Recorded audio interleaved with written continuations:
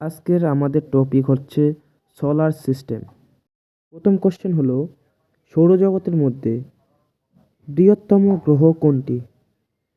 তার উত্তর হচ্ছে বৃহস্পতি।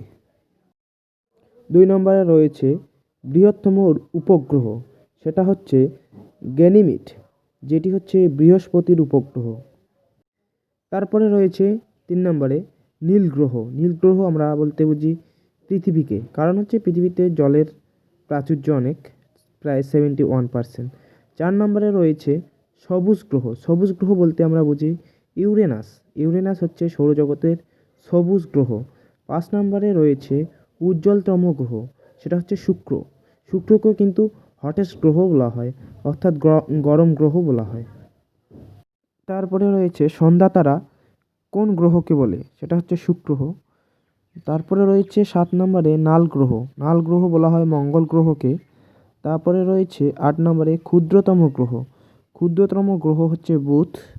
তারপরে আমরা যদি বলি, তারপরে রয়েছে 9 নম্বরে ক্ষুদ্রতম উপগ্রহ।